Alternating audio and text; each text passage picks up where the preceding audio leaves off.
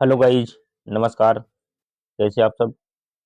उम्मीद करता हूँ कि आप सभी अच्छे होंगे। साथियों, मैं भीम मौर्य आपके अपने चैनल संघर्ष क्लासेस संसारपुर पर आप सभी साथियों का हार्दिक स्वागत, अभिनंदन और वंदन करता हूँ। इसी क्रम में साथियों, स्क्रीन पे देख सकते हैं एक अच्छा 10 साइंस और चैप्टर 1 यानी अध्याय 1 केमिकल रिएक्शन एंड इक्वेशन, रासायनिक अभिक्रियाएं और समीकरण है। इसके हम साथियों क्वेश्चन आंसर करेंगे। क्वेश्चन आंसर क्वेश्चन आंसर ये पार्ट 2 है। अब इसके पहले मैंने पार्ट 1 को विस्तार से चर्चा किया था, चैनल पर प्रोवाइड किया हूँ, आप जाके देख लेंगे। तो साथियों, ये सभी प्रश्न एग्जाम में कई बार पूछे गए हैं और आगे पुनः पूछे जाएंगे। तो साथियों, सभी लोग इसको मन लगा के देखिए, और जो साथी चैनल पर पहली बार विजिट कर रहे हैं वो सभी लोग चैनल को सब्सक्राइब करके बेल आइकन घंटी प्रेस कर लेंगे और इस वीडियो को ज़्यादा से ज़्यादा प्यार दें, लाइक करें, दोस्तों में शेयर करें। और साथियों, इस वीडियो में सभी लोग लास्ट तक बने रहें। तो चलिए देखिए क्या है। देख सकते हैं UP board class 10 science chapter number 1 पाठगत हल प्रश्न। चलिए देखिए अब साथियों क्या है प्रश्न, क्या है प्रश्न। देखो प्रश्न 1, या वायु में जलाने से पहले मैग्नीशियम रिबन को साफ क्यों किया जाता है? उत्तर क्या हो जाएगा साथी?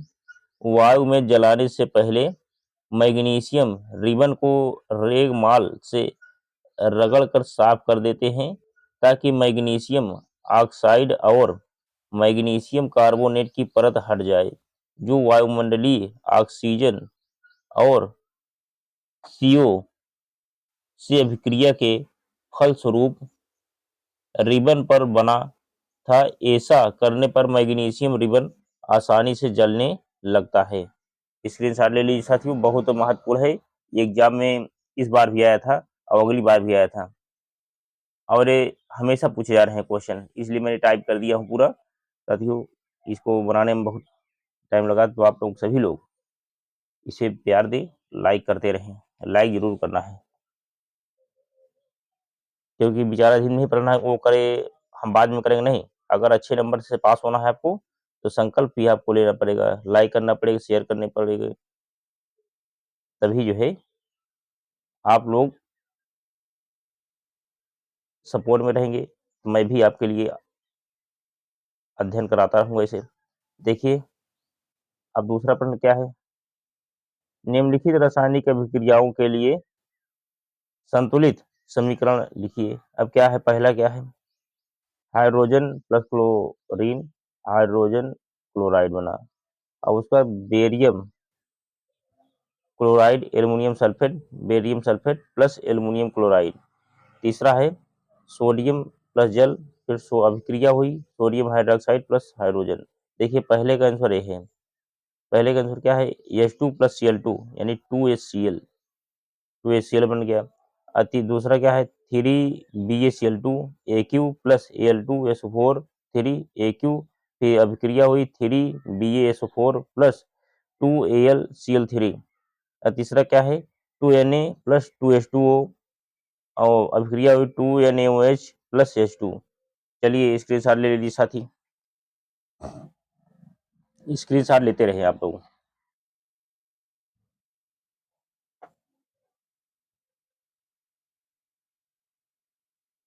अब क्वेश्चन नंबर 3 क्या है, निम्नलिखित अभिक्रियाओं के लिए उनकी अवस्था के संकेतों के साथ संतुलित समीकरण लिखिए। पहला क्या है, जल में बेरियम क्लोराइड तथा सोडियम सल्फेट के विलयन अभिक्रिया करके सोडियम क्लोराइड का विलयन तथा अघुलनशील बेरियम सल्फेट का अवक्षेप बनाते हैं। नंबर 2, सोडियम हाइड्रोक्साइड का विलयन जल में हाइड्रोक्लोरिक अम्ल के विलयन जल में से अभिक्रिया करके सोडियम क्लोराइड का विलयन तथा जल बनाते हैं। उत्तर क्या हो जाएगा, पहले के उत्तर देखो, BaCl2 प्लस Na2SO4 फिर अभिक्रिया हुई BaSO4 यानी ठोस प्लस 2NaCl अब दूसरा क्या है, NaOH प्लस HCl फिर NaCl plus H2O for liquid यानी जल बना। एक या नीचे मैंने देखो साफ साफ टाइप कर दिया है, सोडियम हाइड्रोक्साइड और हाइड्रोक्लोरिक अम्ल इक्वारेजिया माने अम्लराज होता है। इसके बाद फिर सोडियम क्लोराइड फिर जल। चलिए अब नेक्स्ट देखिए,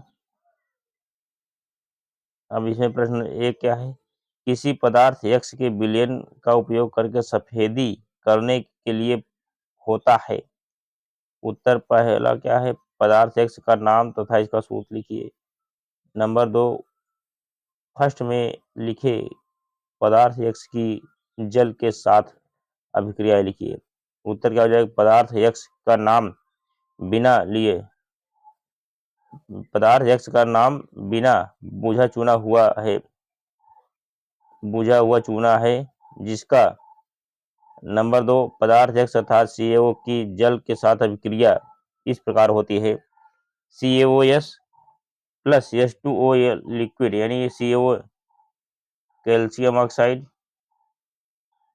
ठोस हो गया, सॉलिड हो गया, H2O लिक्विड हो गया, तो अभिक्रिया हुई CaOH का होल ट्वाइस AQ, बिना बुझा हुआ चूना, बिना बुझा हुआ चूना, बुझा हुआ चूना। चलिए स्क्रीनशॉट ले लीजिए साथी।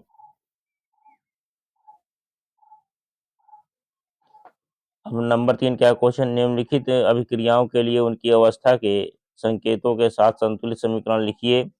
पहला क्या है, जल में बेरियम क्लोराइड तथा सोडियम सल्फेट के विलयन अभिक्रिया करके सोडियम क्लोराइड का विलयन तथा अघुलनशील बेरियम सल्फेट का अवक्षेप बनाते हैं। नंबर 2, सोडियम हाइड्रोक्साइड का विलयन जल में हाइड्रोक्लोरिक अम्ल के विलयन के साथ अम्ल के विलयन में अभिक्रिया करके सोडियम क्लोराइड का विलयन तथा जल बनाते हैं। उत्तर क्या हो जाएगा, पहला क्या है, BaCl2 प्लस Na2SO4 फिर बेरियम सल्फेट BaSO4 उधर 2NaCl barium chloride sodium sulphate, barium sulphate sodium chloride. अब नंबर 2 क्या है, NaOH sodium hydroxide HCl hydrochloric अम्ल NaCl sodium chloride H2O liquid यानी जल। अब क्या हो जाएगा आगे, किसी पदार्थ X के विलयन का उपयोग सफेदी करने के लिए होता है। पहला क्या है, चलिए साथियों ये तो मैंने करा दिया था, चलिए दोबारा हो गया, कोई बात नहीं। चलिए अब देखिए अब आगे क्या है, चलिए इसका अध्ययन कर लीजिए, आप लोग अध्ययन कर लीजिए। तो उसके बाद फिर X विलयन का नाम और उसके बाद फिर ऊपर X विलयन के साथ अभिक्रिया, बिना भिजा हुआ चूना, एक CaO की मात्रा है, इस प्रकार होती है CaOS solid plus H2O liquid CaO, उसका बिना बुझा हुआ चूना, बुझा हुआ चूना। स्क्रीनशॉट ले लीजिए इसका, क्योंकि बार बार पढ़ लेंगे उतना ही कम है। अब आगे क्या हो जाएगा साथी देखिए, क्या है, कैल्शियम हाइड्रोक्साइड चूना, कैल्शियम हाइड्रोक्साइड। अब प्रश्न नंबर 2 क्या है, क्रियाकलाप देखिए, एक परख नली में एक अतिरिक्त गैस की मात्रा दूसरी से दुगनी क्यों है, उस गैस का नाम बताइए। तो उत्तर क्या हो जाएगा, हमें ज्ञात है कि जल 2 भाग हाइड्रोजन और 1 भाग ऑक्सीजन स्विच से मिलाकर बना है, अर्थात एच ओ आई यानी हाइड्रोजन परमाणु और ऑक्सीजन परमाणु 2:1 में संयोग करने से बना है। अब आगे आता है, जल का वैद्युत अपघटन करने से हाइड्रोजन और ऑक्सीजन गैसें प्राप्त होती हैं, इसलिए कैथोड पर एकत्रित गैस हाइड्रोजन और एनोड पर एकत्रित गैस ऑक्सीजन, यानी कैथोड पर हाइड्रोजन और एनोड पर ऑक्सीजन की मात्रा की दुगनी है। अब जैसा चित्र में देख सकते हैं, देखिए एक परख नली है, परख नली है ना ये, हाँ, जल का वैद्युत अपघटन कैसे होता है? तो आप देखिए, इसे देखते रहिए। देखो यहाँ पे क्या है, परख नली है, यहाँ पे ऊपर एक प्लास्टिक का बीकर है, प्लास्टिक का भाग है, और इसमें देखो हाइड्रोजन है, फिर जल है यहाँ तक भरा हुआ है, अब फिर यहाँ जल है, ये रबड़ की डाट लगी हुई है, रबड़ की डाट लगी हुई है, और यहाँ पे कैथोड लगा हुआ है, कैथोड, यहाँ पे एनोड लगा हुआ है, यहाँ स्विच, यहाँ 6 वोल्ट की बैटरी लगी हुई है, देख सकते हैं। और इसके बाद ग्रेफाइट रॉड यहाँ पे लगा हुआ है, एक ग्रेफाइट रॉड है बीच में, देखो एक ग्रेफाइट रॉड है यहाँ पे। और उसके बाद परख नली है, देखो ये परख नली है पूरा, और ऑक्सीजन भरा हुआ है, देख लीजिए, इसका स्क्रीनशॉट ले लीजिए साथी। इसका नाम क्या है देख सकते हैं, जल का वैद्युत अपघटन ऐसे ही होता है। अगर पूछे जल का पूछेगा एग्जाम में कि जल का वैद्युत अपघटन क्या है, चित्र सहित वर्णन कीजिए, तो आप तुरंत इसको वर्णन कर देंगे, तो आपको नंबर मिल जाएंगे। एक नंबर नहीं कटेगा, चित्र बना के अगर आप लिख दिए तो जो है नंबर अच्छे आप मिल जाएंगे, आ जाएंगे। चलिए नेक्स्ट स्क्रीनशॉट ले लीजिए इसको।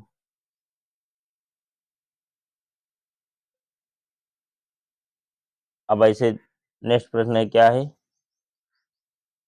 देखो, जब लोहे की कील को कॉपर सल्फेट के विलयन में डुबोया जाता है तो विलयन का रंग क्यों बदल जाता है? कई बार का क्वेश्चन आया है। देखो, जब लोहे की कील को नीले रंग के कॉपर सल्फेट CuSO के विलयन में डुबोया जाता है तो विलयन का नीला रंग हल्का मलिन हो जाता है। ऐसा इसलिए होता है क्योंकि FeCu से अधिक अभिक्रियाशील है, जो कॉपर को विस्थापित कर देता है, और आयरन सल्फेट तथा कॉपर धातु बनती है। अभिक्रिया इस प्रकार होती है, FeS CuSO4 नीला, फिर उसका अभिक्रिया हुई FeSO4 एक हल्का हरा CuS। चलिए अब आगे क्या हुआ, दो विस्थापन अभिक्रिया का एक उदाहरण लिखना है। चलिए स्क्रीनशॉट ले लीजिए स्क्रीनशॉट। अब आगे क्या हुआ साथियों, फिर आगे देखो, भिन्न द्विविस्थापन अभिक्रिया का एक उदाहरण दीजिए। अब क्या है, PbEnO3 का वोल्टवाइज यानी लेड नाइट्रेट 2HCl हाइड्रोक्लोरिक अम्ल, PbCl2S लेड क्लोराइड अम्ल, अब प्लस 2HNO3 नाइट्रिक अम्ल। अब आगे क्या होता है देखिए, निम्न अभिक्रियाओं में उपचयित तथा अपचयित पदार्थों की पहचान कीजिए। अब पहला क्या है, 4NaS प्लस O2G अभिक्रिया हुई 2Na2O 2Na2O, अब 5 यहाँ पे लग गया। अब दूसरा क्वेश्चन है क्या, CuOS plus H2G plus CuS, S का मतलब सॉलिड, G का मतलब गैस, और H2O यानी लिक्विड। अब क्या है, उत्तर क्या हो जाएगी, इस अभिक्रिया में सोडियम यानी NaNaO, अब आगे क्या हो जाएगा, में उपचयित होता है क्योंकि Na का O2 से संयोग हो रहा है, और O2 अपचयन होने वाला पदार्थ है, और उपचयित एवं अपचयित होने वाले पदार्थ क्रमशः Na और O है। चलिए स्क्रीनशॉट लीजिए साथी, ले लीजिए स्क्रीनशॉट। अब आगे क्या है, चलिए यही चीज यहाँ लिखा है, अतः उपचयित एवं अपचयित होने वाले पदार्थ क्रमशः Na और O2 है, यानी सोडियम और ऑक्सीजन है। अब देखिए क्या है, CuS2, अब अभिक्रिया हुई Cu plus H2O liquid, liquid माने जल होता है। अब क्या है, उपचयन, उपचयन, और आगे क्या है, ऑक्सीजन की वृद्धि, देख सकते हैं जैसा स्क्रीन पर।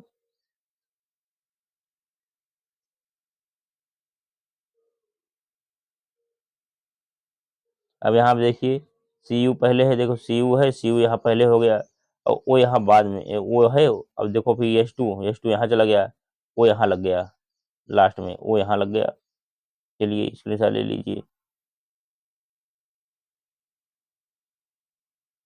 अब आगे क्या है, अ, नीचे दी गई अभिक्रिया के संबंध में कौन सा कथन असत्य है? इसमें साथियों देखिए क्या है, 2PbOS सी का मतलब कार्बन, Pb का मतलब लेड, उसके बाद फिर 2PdS, उसके बाद फिर Pb है, Pb थोड़ा टाइप होने में हो गया था एरर, Pd है, Pb का मतलब लेड प्लस CO2 जी। अब पहला क्या है, शीशा अपचयित हो रहा है, बी क्या है, कार्बन डाइऑक्साइड उपचयित हो रहा है, सी कार्बन उपचयित हो रहा है, डी लेड ऑक्साइड उपचयित हो रहा है। तो पहला क्या है, ए एवं बी, और दूसरा का ए एवं सी, तीसरा का ए बी एवं सी सभी।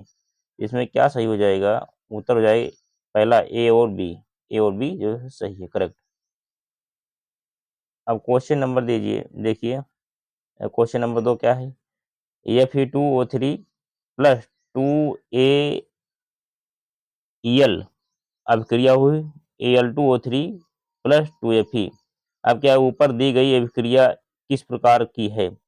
अब नंबर 1 क्या है, ए संयोजन अभिक्रिया, द्विविस्थापन अभिक्रिया, वियोजन अभिक्रिया, विस्थापन अभिक्रिया। तो साथियों इसका जो है हो जाएगा क्या आंसर, चलिए मैं स्क्रीनशॉट ले लीजिए पहले।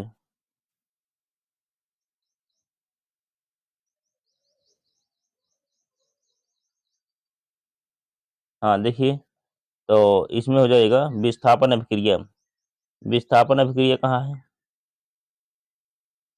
विस्थापन अभिक्रिया ये है ना, देखो विस्थापन अभिक्रिया सही है, विस्थापन अभिक्रिया, तो विकल्प डी सही है, विस्थापन, विस्थापन है, विस्थापन अभिक्रिया ये सही है। चलिए नेक्स्ट क्या है, क्वेश्चन नंबर 3, लौह चूर्ण पर तनु हाइड्रोक्लोरिक अम्ल डालने से क्या होता है। सही उत्तर पर निशान लगाइए, यानी विकल्प ऐसे है, 4 विकल्प है जिसमें एक सही है, जो सही है उसको आपको जो है आंसर शीट वहां मिलेगी, उसको काला कर देना है पूरी तरह से गोला, जैसे हाँ मैं बताता हूँ, देखो पहला विकल्प क्या है, हाइड्रोजन गैस एवं आयरन क्लोराइड बनता है, अभी क्या है, क्लोरीन गैस एवं आयरन ऑक्साइड बनता है, सी क्या है, कोई अभिक्रिया नहीं होती, और डी क्या है, आयरन लवण एवं जल बनता है। इसमें विकल्प ए सही है, विकल्प ए क्या है, ऐसे रहेगा, गोला रहेगा, इसे ऐसे गोला रहेगा, इसको पूरी तरह से भर देना है, काला कर देना है, वहां पर काला कर देना है पूरी तरह से गोला, ये होता है, जैसे काला कर दिए, यही मैंने कंप्यूटर जो है चेक कर लेगा। तो इसके बाद देखो विकल्प ए सही है क्या, हाइड्रोजन गैस एवं आयरन क्लोराइड बनता है, पहला सही है। अब क्वेश्चन नंबर 4 देखिए, संतुलित रासायनिक समीकरण क्या है, रासायनिक समीकरण को संतुलित करना क्यों आवश्यक है। एक क्वेश्चन कई बार पूछा गया है,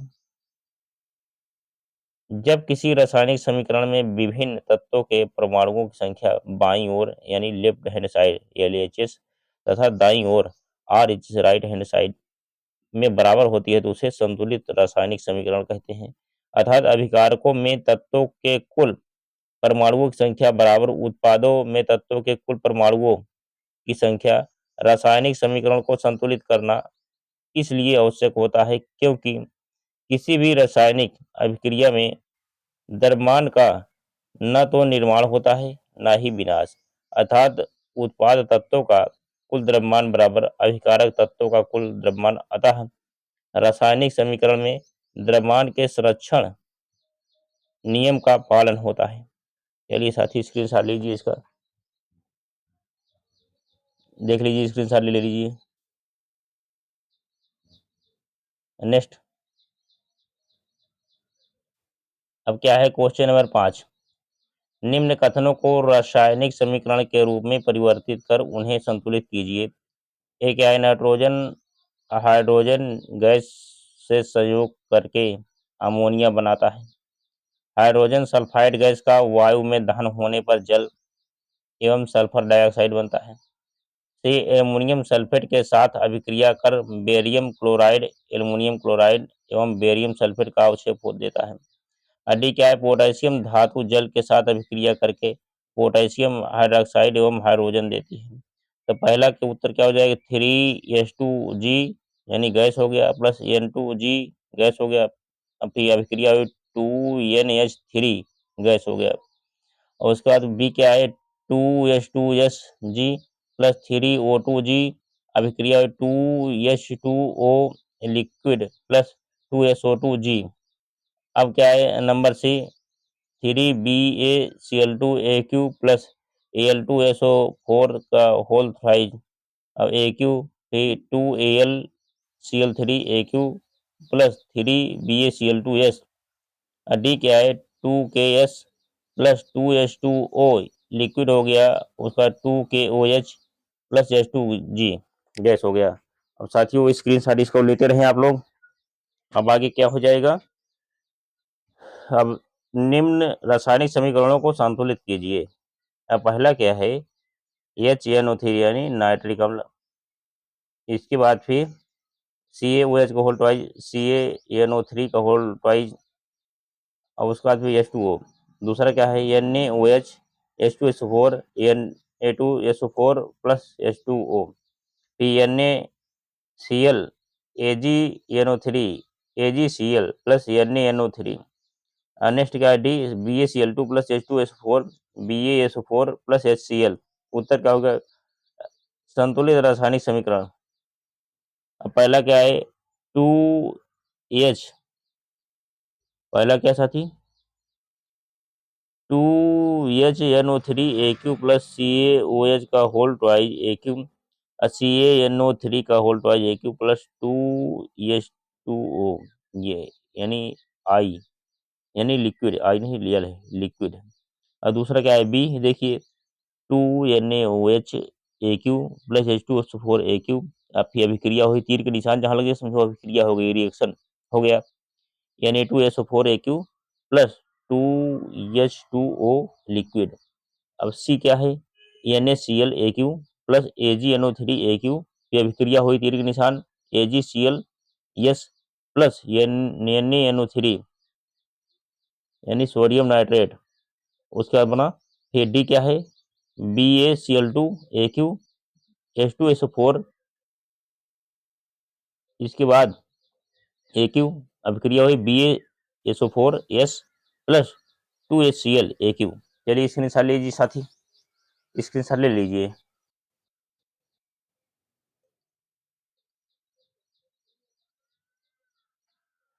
चलो यहाँ भी वही चीज यहाँ पे है, देखो देखो इसमें प्लस लगा है, बीच में प्लस है यहाँ पर, देखो यहाँ प्लस नहीं है।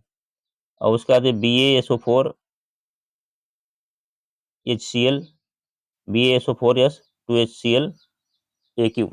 चलिए स्क्रीनशॉट ले लीजिए, वहाँ जो है वही चीज यहाँ है, मैंने टाइप कर दिया हूँ साफ साफ। अब क्वेश्चन नंबर 7 देखिए, निम्न अभिक्रियाओं के लिए संतुलित रासायनिक समीकरण लिखिए।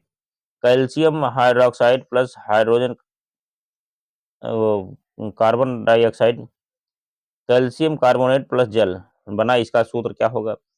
बी क्या है zinc plus silver nitrate zinc nitrate silver.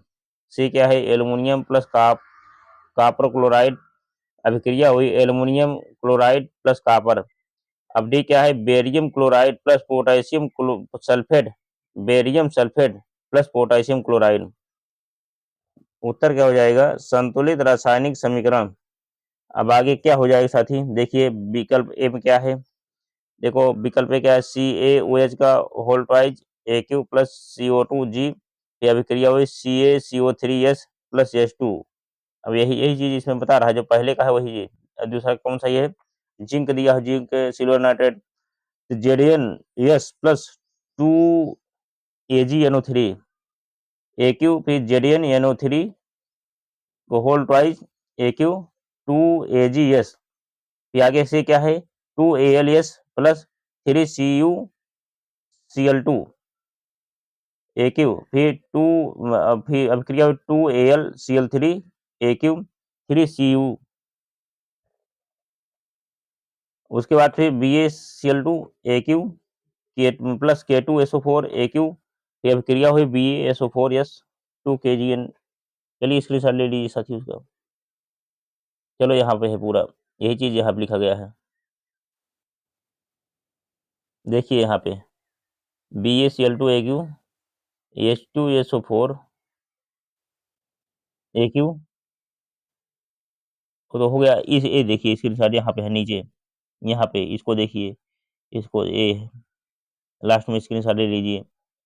BaCl2 plus 2K K2SO4 AQ, फिर अभिक्रिया हुई BaSO4S प्लस 2KCl AQ। चलिए स्क्रीनशॉट ले लीजिए साथियों। अब आगे फिर देखिए क्या है। निम्न अभिक्रियाओं के लिए संतुलित रासायनिक समीकरण लिखिए एवं प्रत्येक अभिक्रिया का प्रकार बताइए। अब विकल्प ए क्या है, potassium bromide AQ plus barium iodide AQ, potassium iodide AQ plus barium bromide yes. B क्या है, जिंक कार्बोनेट, फिर zinc oxide plus carbon dioxide. C क्या है, हाइड्रोजन प्लस क्लोरीन, यानी हाइड्रोजन जी क्लोरीन।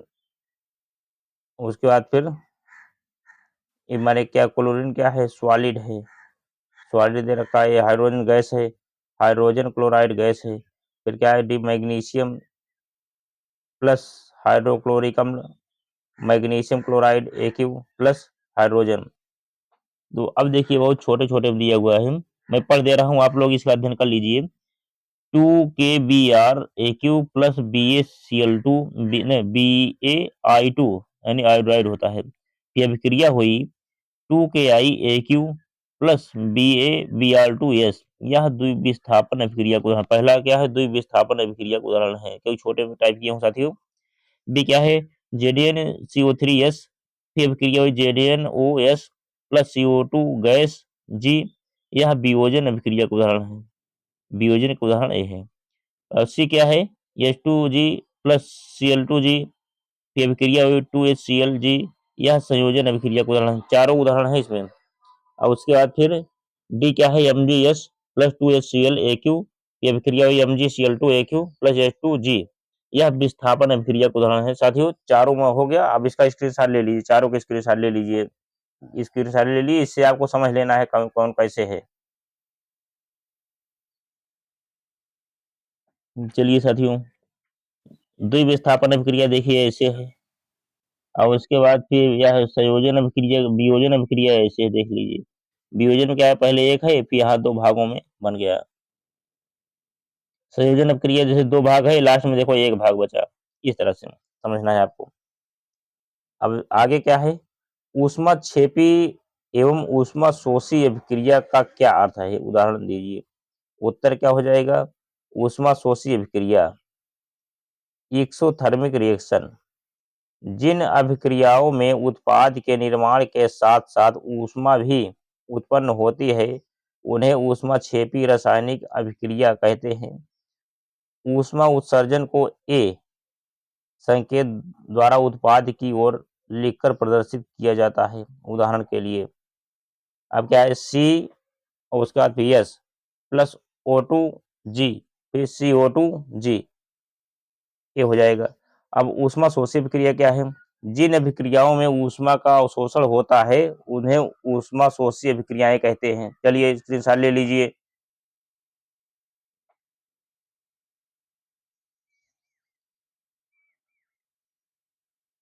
अब आगे क्या है, ऊष्मा क्षेपी अभिक्रिया एक्सोथर्मिक रिएक्शन, जिन अभिक्रियाओं में उत्पाद के निर्माण के साथ साथ ऊष्मा भी उत्पन्न होती है उन्हें ऊष्मा क्षेपी रासायनिक अभिक्रिया कहते हैं। उन्हें ऊष्मा क्षेपी रासायनिक अभिक्रिया कहते हैं। ऊष्मा उत्सर्जन को ए संकेत द्वारा उत्पाद की ओर लिखकर प्रदर्शित किया जाता है। उदाहरण के लिए देखो, CS प्लस O2G CO2G, फिर देखो ये लगा हुआ है चिन्ह। अब क्या मैं फिर पढ़ दे रहा हूँ, इसलिए बार बार मैं दोहरा रहा हूँ। ऊष्मा शोषी अभिक्रिया क्या है, इंडोथर्मिक रिएक्शन, जिन अभिक्रियाओं में ऊष्मा का अवशोषण होता है उन्हें ऊष्मा शोषी अभिक्रियाएं कहते हैं। उदाहरण के लिए CaCO का अपघटन एक ऊष्मा शोषी अभिक्रिया है, क्योंकि इसमें ऊष्मा के रूप में ऊर्जा अवशोषित होती है। अभिक्रिया इस प्रकार है, क्या है, CaCO3, तो उसका फिर देखो एक समझो कि डेल्टा टाइप में बना हुआ है। इसका मतलब है डेल्टा, जहाँ देखो यार मैंने साफ साफ टाइप कर दिया, जहाँ यानी इसका मतलब क्या ऊष्मा ऊर्जा होता है। अगर ऐसे लगा है तो क्या है, ऊष्मा ऊर्जा। लिख लो, ऊष्मा ऊर्जा, ऊष्मा ऊर्जा, ऊष्मा ऊर्जा है। कैसे, ऐसे जब लगा हुआ है ऐसे, तो क्या हो, अब देखो CaOS प्लस CO2G, जहां डेल्टा बराबर क्या होता है, ऊष्मा ऊर्जा। अब क्या है, इसका मतलब है कैल्शियम कार्बोनेट चूना पत्थर होता है, कैल्शियम कार्बोनेट, और CaOS यानी बुझा हुआ चूना है। अब आगे क्या है, श्वसन को ऊष्मा क्षेपीय विक्रिया क्यों कहते हैं, वर्णन कीजिए। श्वसन को ऊष्मा क्षेपीय विक्रिया क्यों कहते हैं, वर्णन कीजिए। उत्तर क्या हो, श्वसन को ऊष्मा क्षेपीय विक्रिया दो कारणों से कहा जाता है। नंबर फर्स्ट क्या है, ग्लूकोज, क्योंकि ग्लूकोज हमारी कोशिकाओं में उपस्थित ऑक्सीजन से संयोग कर CO और जल बनाता है। सेकंड नंबर क्या है, इस विक्रिया में ऊष्मा ऊर्जा निर्मुक्त होती है। देखो, इस अभिक्रिया में ऊष्मा ऊर्जा निर्मुक्त होती है। अभिक्रिया इस प्रकार होती है, क्या कैसे है, देखो C6H12O6 प्लस 6O2 और फिर अभिक्रिया हुई 6CO2 प्लस 6H2O पे लिक्विड, प्लस क्या होता है, ऊष्मा ऊर्जा। चलिए स्क्रीनशॉट लीजिए साथी, ले लीजिए स्क्रीनशॉट, ले लीजिए पहले आप। अब आगे क्या होता है साथी, देखिए क्वेश्चन नंबर 11 क्या है, वियोजन अभिक्रिया को संयोजन अभिक्रिया के विपरीत क्यों कहा जाता है, इस इन अभिक्रियाओं के लिए समीकरण लिखिए। तो वियोजन कई बार एग्जाम में आया है, वियोजन अभिक्रिया में कोई अभिकारक अभिकारक दो या दो से अधिक उत्पादों में विघटित होता है। अब देखिए जैसे क्या है, उदाहरण के लिए 2FeSO4 सॉलिड हो गया, उसका ऊष्मा हुई Fe2O3S plus SO2G plus SO3G। अब क्या हो जाएगा, फेरस सल्फेट, इसको क्या कहते हैं, फेरस सल्फेट हो गया। अब फेरिक ऑक्साइड हो गया। अब आगे क्या है, संयोजन अभिक्रिया में दो या दो से अधिक पदार्थ तत्व या यौगिक संयुक्त होकर एक नया पदार्थ बनाते हैं। उदाहरण क्या है, H2S, H2G तथा O2G संयोग कर जल का निर्माण करते हैं। अब आगे क्या हुआ साथी, 2H2G प्लस O2G पे अभिक्रिया हुई 2H2O, इसके बाद आयोडीन यानी लिक्विड लिक्विड, अर्थात दो अभिकारक मिलकर एकल उत्पाद H2O बनाते हैं। चलिए स्क्रीनशॉट ले लीजिए साथी, ले लीजिए स्क्रीनशॉट। अब क्वेश्चन नंबर 12 क्या है, उन वियोजन अभिक्रियाओं के एक एक समीकरण लिखिए जिनमें ऊष्मा प्रकाश एवं विद्युत के रूप में ऊर्जा प्रदान की जाती है। उत्तर क्या हो जाएगा, ऊष्मा के द्वारा वियोजन। अब क्या है, 2PbNO3 का होल ट्वाइज, तापन माने क्या हुआ, यानी अभिक्रिया हुई, फिर क्या हो जाएगा, 2PbOS plus 4NO2G plus O2G, यानी nitrogen oxygen nitrogen oxide, PB lead oxide lead nitrate बनाए। मैंने साफ साफ टाइप कर दिया हूँ। अभी क्या है, प्रकाश के द्वारा वियोजन 2AgBrS, सूर्य का प्रकाश 2AgS मैंने ठोस प्लस Br2G गैस। 80 क्या है, विद्युत द्वारा वियोजन 2H2O लिक्विड, अभिक्रिया हुई 2H2G प्लस O2G, यानी कैथोड पर एनोड पर अम्लीकृत जल। अब आगे क्या है, स्क्रीन लीजिए साथी। अब विस्थापन एवं क्वेश्चन नंबर 13 देखिए, विस्थापन एवं द्विविस्थापन अभिक्रिया में क्या अंतर है, इन अभिक्रियाओं के समीकरण लिखिए। अब क्या है, उत्तर विस्थापन अभिक्रिया जब अधिक क्रियाशील तत्व कम। चलिए स्क्रीन ले ली साथी,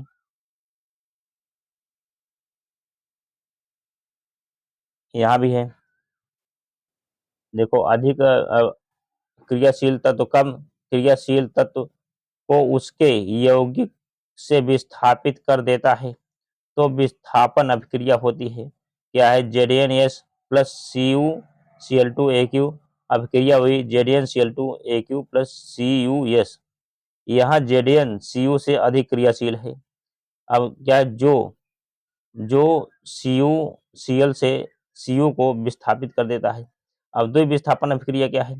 द्विविस्थापन अभिक्रिया में अभिकारकों के बीच आयनों का आदान प्रदान होता है। जैसे AB प्लस CD अभिक्रिया हुई AC प्लस BD। देखो क्या है, AC फिर BD बाद में हो गया, ऐसे हो NaOH प्लस HCl, फिर अभिक्रिया हुई NaCl प्लस H2O, ऐसे मिला लीजिए। देखो Na क्या है, Na यहाँ चलाया, और उसके बाद Cl जो है Cl यहाँ है, और उसके बाद फिर यहाँ पे बच रहा है, यहाँ चलाएगा। अब क्वेश्चन नंबर 14, सिल्वर के शोधन में सिल्वर नाइट्रेट के विलयन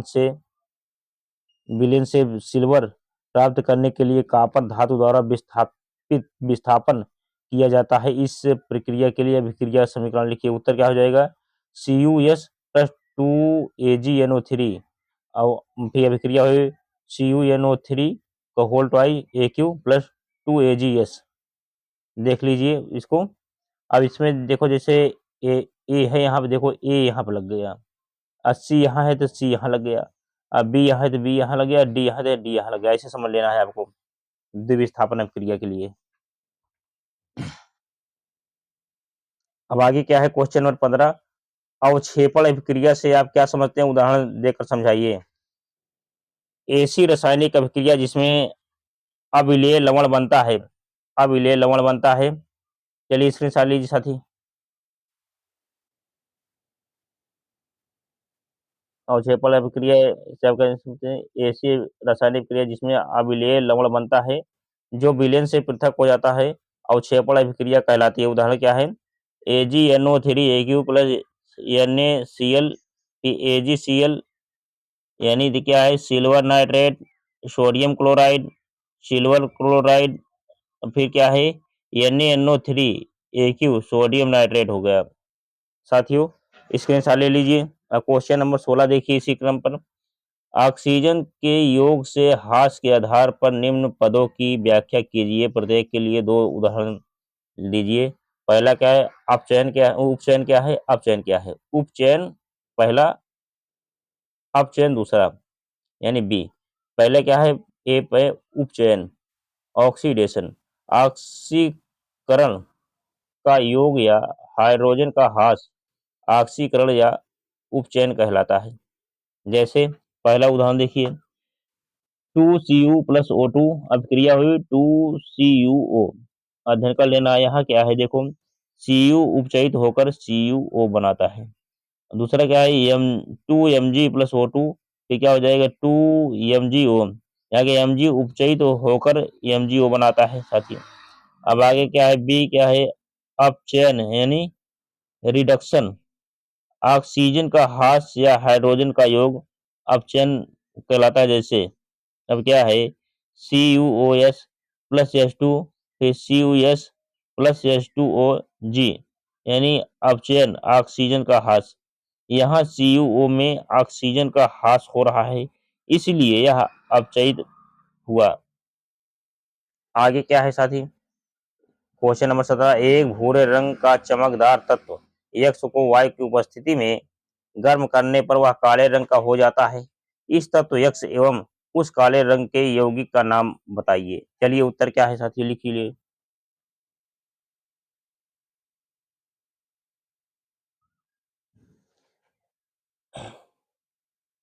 उत्तर क्या है, यह चमकदार तत्व यक्ष कॉपर धातु Cu है।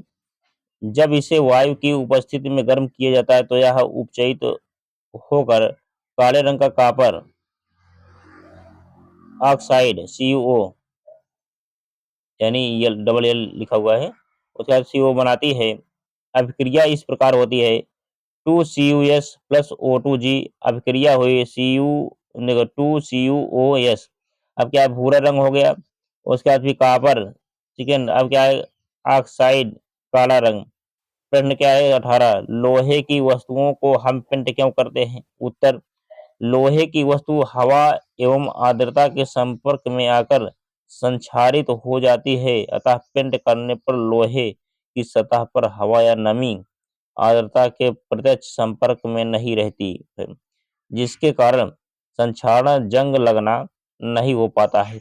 इस प्रकार लोहा पेंट करने पर क्षतिग्रस्त नहीं होता। जैसे लोहा अगर पेंट कर देंगे तो मूर्छा नहीं लगेगा, यानी जंग नहीं लगेगा, तो लोहे की उम्र ज्यादा हो जाएगी।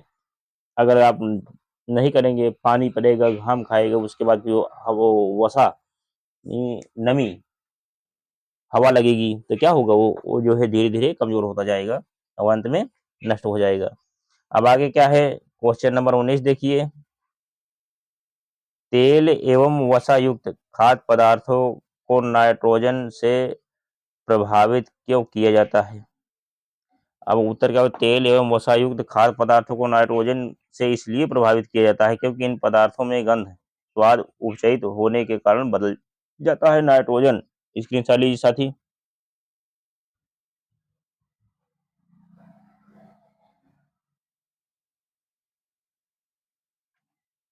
चलिए, हाँ, प्रभावित किया जाता है क्योंकि इन पदार्थों को गंध एवं स्वाद उपचयित होने के कारण बदल जाता है। नाइट्रोजन एक प्रतिऑक्सीकारक है जो इन पदार्थों को उपचयित ऑक्सीकृत होने से बचाता है, अतः तेल एवं वसा युक्त खाद्य पदार्थों की विकृत गंधिता नहीं हो पाती है। इस तरह वसा युक्त पदार्थ जैसे चिप्स खराब नहीं होते। क्वेश्चन नंबर 20 क्या है, निम्न पदों का वर्णन कीजिए तथा प्रत्येक का एक एक उदाहरण दीजिए। पहला क्या है, संक्षारण, अब विकृत गंधिता, ए संक्षारण, बी विकृत गंधिता। तो उत्तर क्या हो जाएगा, ए संक्षारण। जब कोई धातु वायुमंडल में उपस्थित आर्द्रता एवं अम्ल के संपर्क में आती है तो उसके सतहों पर एक परत चढ़ जाती है। इस प्रक्रिया को संक्षारण कहते हैं। जब लोहे का संक्षारण होता है तो जंग लगना कहते हैं। उदाहरण क्या है, सिल्वर धातु चांदी के ऊपर सिल्वर सल्फाइड की काली परत, कॉपर के ऊपर हरे रंग का कॉपर कार्बोनेट की परत चढ़ना तथा लोहे के ऊपर ललिमा युक्त भूरे रंग की FeO 2H2O hydrated ferric oxide की परत चढ़ना। चलिए साथी स्क्रीनशॉट ले लीजिए स्क्रीनशॉट। जैसे इसमें क्या है, जैसे दूध से दही का बनना क्या है, रासायनिक अभिक्रिया है, क्योंकि दही से दूध नहीं बन सकता, दही से दूध नहीं बन सकता। इसे क्या कहते हैं, जो चीज परिवर्तन होने के बाद पुनः उस अवस्था में ना आ जाए उसे क्या कहते हैं, रासायनिक अभिक्रिया कहते हैं। जैसे दही है, दही से पुनः दूध नहीं बनेगा, लेकिन दूध से दही बन जाएगा, वही चीज। यानी दूध है, दही बन गया, फिर दूध वापस नहीं आएगा, फिर दही बन जाएगा। इसे क्या कहते हैं, रासायनिक अभिक्रिया, यानी रासायनिक परिवर्तन। नेक्स्ट देखिए, चलिए यहाँ तक हो गया संक्षारण। अब आगे क्या है, बी विकृत गंधिता क्या है। तेल एवं वसायुक्त खाद्य पदार्थ हवा ऑक्सीजन के संपर्क में आने से उपचयित ऑक्सीकृत होकर विकृत गंधी हो जाती है, जिसके कारण इसका स्वाद एवं गंध बदल जाता है। इस प्रक्रिया को विकृत गंधिता कहते हैं। विकृत गंधिता रोकने के उपाय क्या है, पहला क्या है, नाइट्रोजन प्रति ऑक्सीकारक मिलाकर। अब भी क्या है, दूसरा क्या है, वायुरोधी बर्तनों में खाद्य सामग्री रखकर। अब आगे कैसे इसको चेक करेंगे, उदाहरण क्या है, चिप्स की थैली लंबे समय बाद उपचयित होकर विकृत गंधी हो जाती है और मक्खन को कमरे के तापमान पर लंबे समय तक रखने पर इसका स्वाद खट्टा हो जाता है तथा इससे खराब गंध आने लगती है क्योंकि यह उपचयित हो जाता है। चलिए स्क्रीनशॉट लीजिए साथी। चलिए यहीं तक था, पूरा ये पूरा हो गया, यहाँ तक पूरा क्वेश्चन हो गया। तो चलिए फिर इस बार, जो चिप्स की थैली लंबे समय बाद उपचयित होकर विकृत गंधी हो जाती है और मक्खन को कमरे के तापमान पर लंबे समय तक रखने पर इसका स्वाद खट्टा हो जाता है तथा इसे खराब गंध आने लगती है क्योंकि यह उपचयित हो जाता है। तो साथियों, ये सभी प्रश्न परीक्षा में बहुत बार पूछे गए हैं और हर साल पूछे जा रहे हैं, तो इसका अध्ययन कर लीजिए क्योंकि इसमें उतना ही मैंने रखा है जितने से आपके नंबर आ जाएं और परीक्षा पूरी तरह से आप करके आएँ। क्योंकि अभी से अगर लगेंगे तो आपको सफल होने से कोई रोक नहीं सकता, आप अच्छे नंबर पास हो जाएंगे। इसी के साथ ये पार्ट पूरा हुआ, और इसके पहले ये पार्ट 2 है। ये पार्ट 2 है, इसके पहले मैंने पार्ट 1 पूरा कर दिया था, ये पार्ट 2 है साथियों। इसमें क्वेश्चन आंसर कवर किया हूँ। अब पार्ट 1 में इसका विस्तार से चर्चा किया था, तो आप जाके इसका पहला पार्ट जरूर देख लें, तो ये ज़्यादा समझ में, अगर वो देखेंगे तो ये और ज़्यादा समझ में आएगा, क्योंकि उसी का ये प्रश्न हुआ है। ये प्रश्न हो गया। अब इसी के साथ चलिए, मैं अब नेक्स्ट पार्ट जल्द प्रोवाइड कराएंगे, और मैं सभी छात्र छात्राओं का आपके अपने चैनल संघर्ष क्लासेस संसारपुर के माध्यम से हार्दिक स्वागत, अभिनंदन और वंदन करता हूं साथियों। इसी के साथ मैं आपके उज्जवल भविष्य कामना करते हुए अपनी वाणी को विराम देता हूं। आप सभी का भविष्य उज्जवल हो। जय हिंद, जय भारत, वंदे मातरम।